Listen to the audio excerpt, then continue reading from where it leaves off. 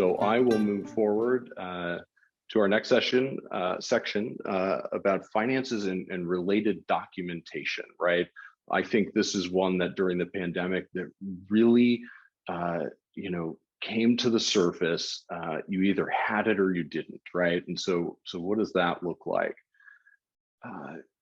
Contemporaneous record keeping and documentation are critical both in the best and worst of times, right? Contemporaneous, meaning existing or occurring in the same period of time. We're keeping our records as we go along, right? Accounting systems, think QuickBooks, right? They provide a summary of your transactions, who you billed, when they paid you, the cash into the bank, etc., where you spent your money. That's one part of the equation, right? The paper or digital records that support those transactions are critical. Beyond receipts, right, which I think are the most commonly thought of business record, right? We have calendars, we have journals, business logs. Those are all imperative. We're going to talk a bit about, IRS audits in a minute. These records are critical in IRS audits because absent those records, your bank statement and a summary of transactions from your accounting system aren't going to cut it, right? Digital or paper, it just needs to be an organized system, right? And so I do have clients that come in and still use green bar paper to do their accounting, right? So they're handwriting all the transactions in a big book and they're giving it to us once a year.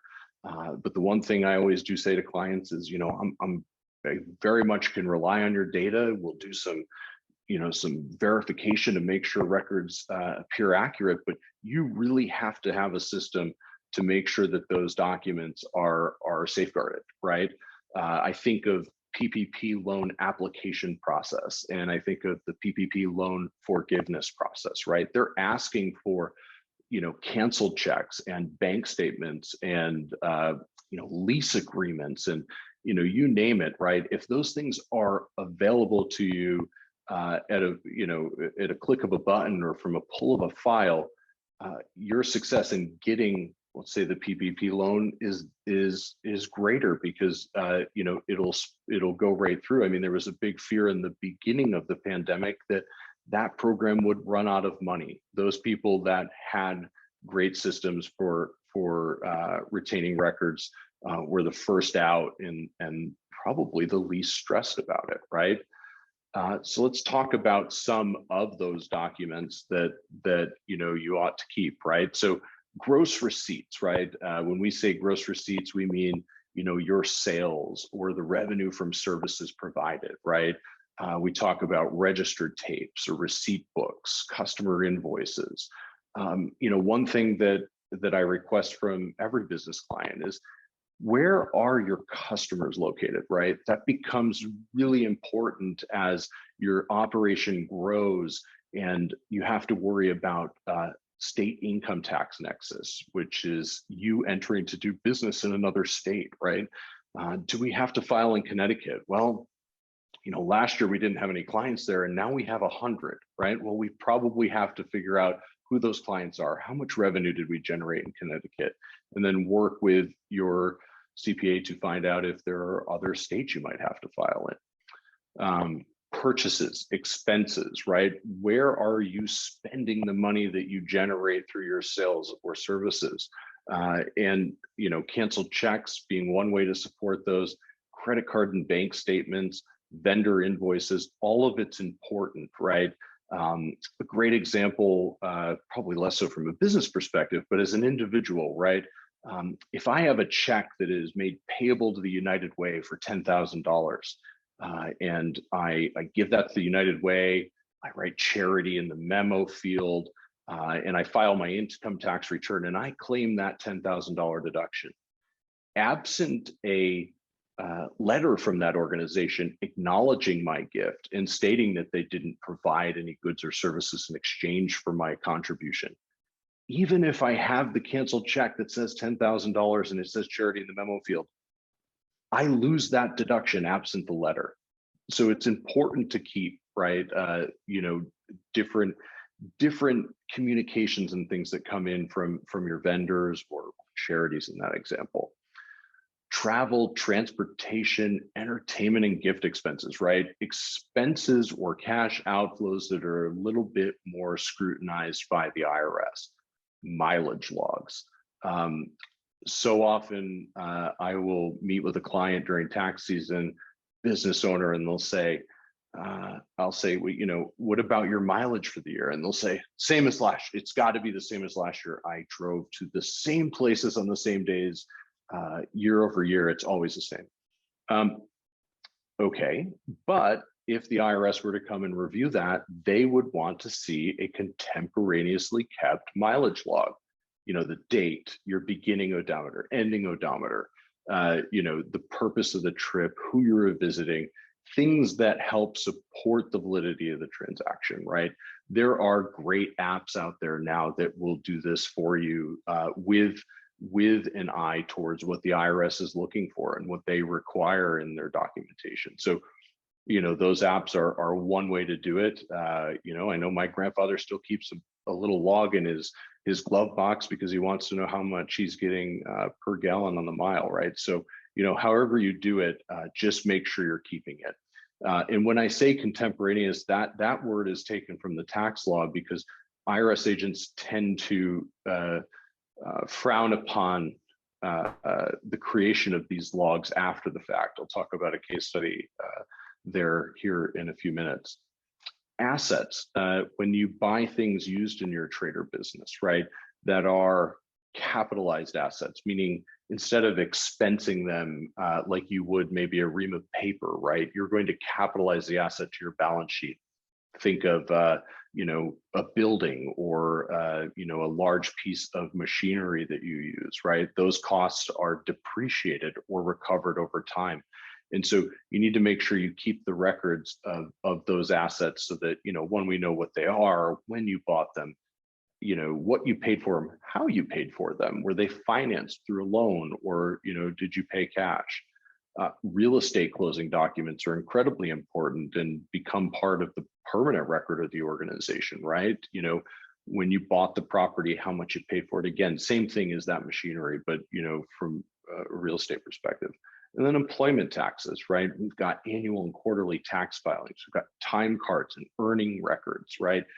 The volume of what used to be paper, which is largely digital now, the volume of information as a business owner that you're required to keep for so many reasons is voluminous. And finding a great solution for that, and I'll talk about some of those in a second, is critical, right? The idea that you can get by with just a summary of transactions from your accounting system, it's not accurate, right? And so again, for the reasons I talked about earlier.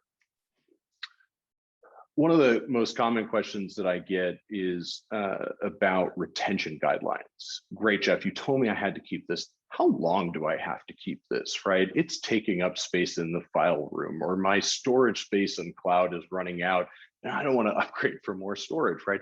How long do I have to keep this stuff, right? The IRS has what they call a statute of limitations, right? And so this guideline, set of guidelines was taken from the IRS's website in their small business area. But the IRS's statute of limitations is the period of 3 years from the date that you file the return, or if you file the return prior to the due date, you file it March 31st, it's the due date plus 3 years. And that's the period where they can, make changes under audit. That's where you can make changes to a filed return through an amendment. Beyond those 3 years, it's sort of over, right? And so keep records for 3 years if situations 4, 5, and 6 below do not apply to you. I love these, right? So if you don't file a return, you better keep your records. They're going to want one eventually. Keep your records indefinitely if you file fraudulent returns, because they'll want to be able to, prove that you filed a fraudulent return. Keep your records for 6 years if you should have reported some income, but you didn't, and it's more than 25% of the gross income on your return, right? I laugh, but these are the actual rules, right? One nuance there: if you claim a loss for bad debt or worthless securities, you want to hold on to those for 7 years, but really 3 years for sort of the underlying support records is a good rule to live by.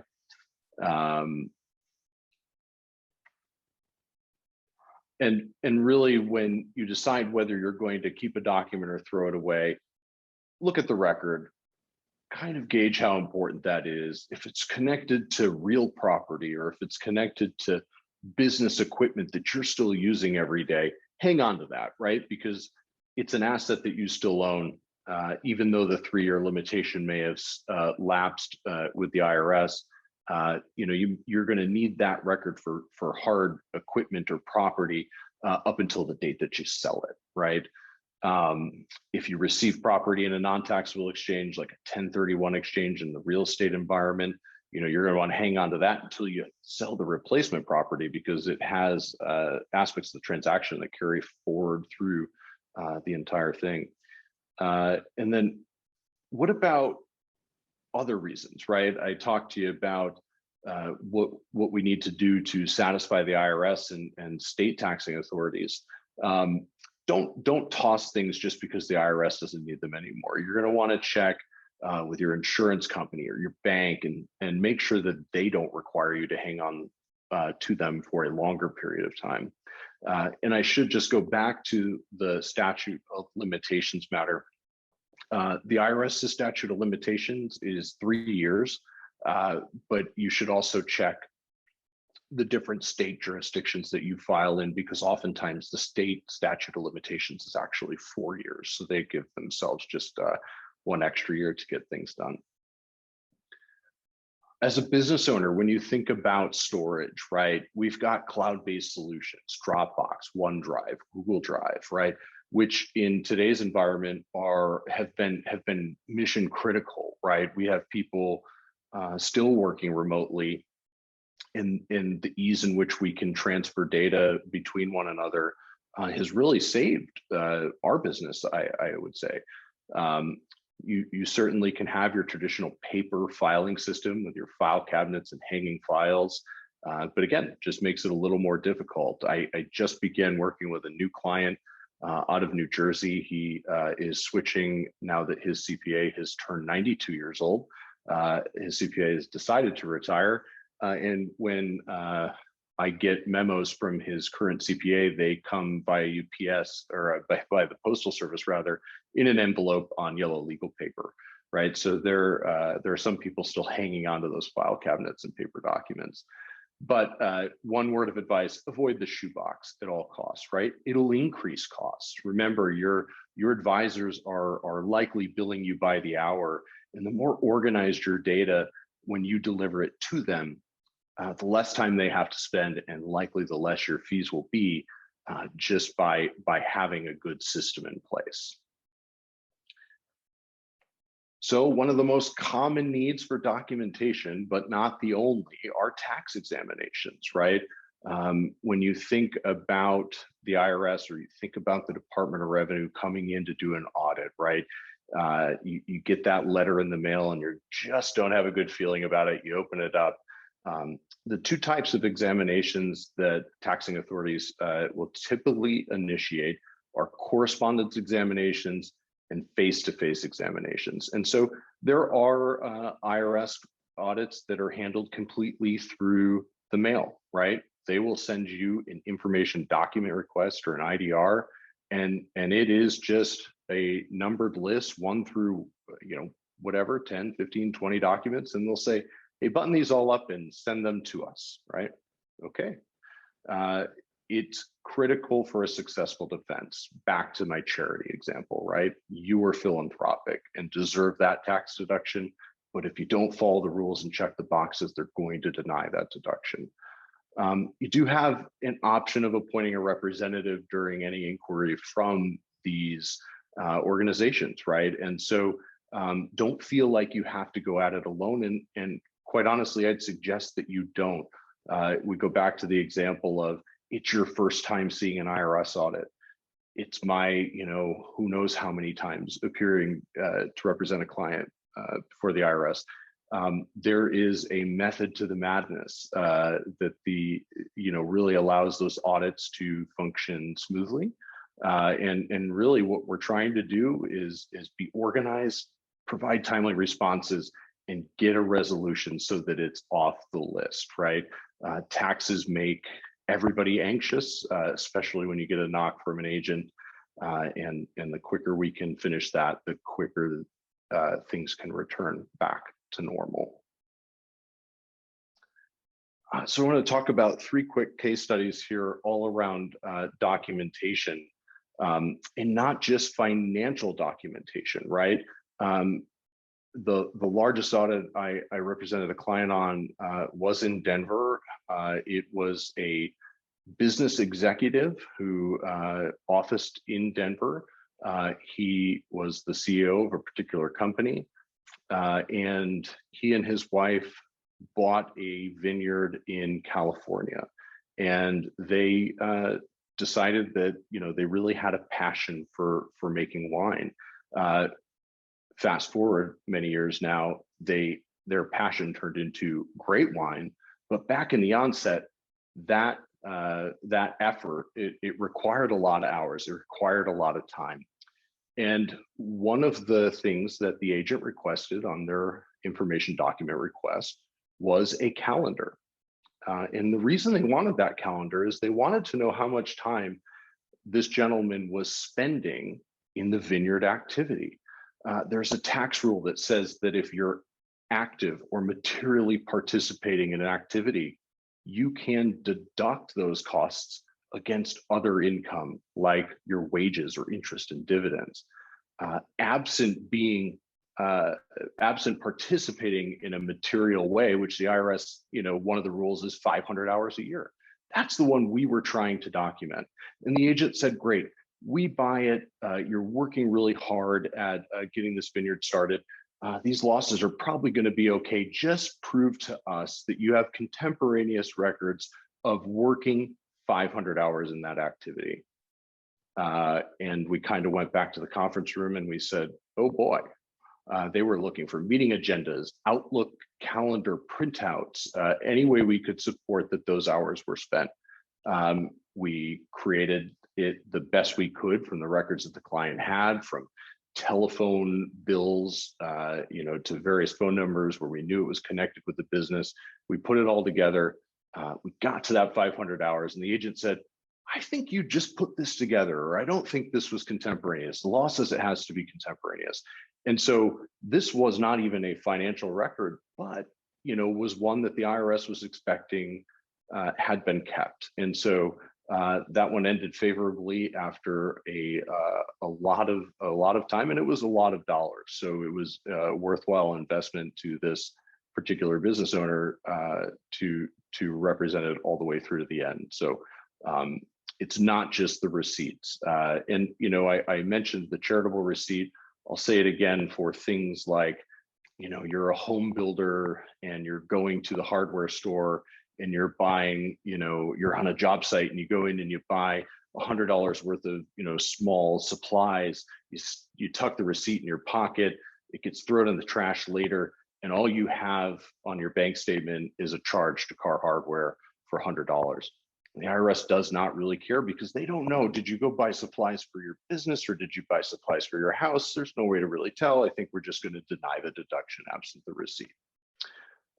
During the pandemic response, I mentioned this earlier, those paycheck protection loans and other grant programs required not only financial statements, not only income tax returns, but they wanted to see printouts from your POS system. I think of the Restaurant Revitalization Fund that asked for those type of records.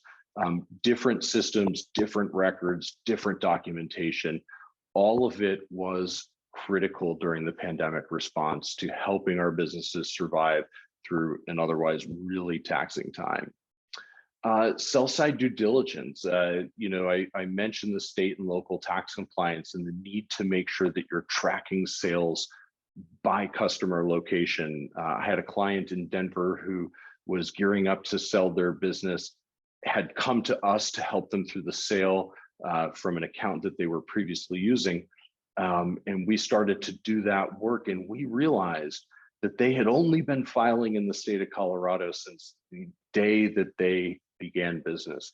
They actually had nexus in 8 or 9 other states.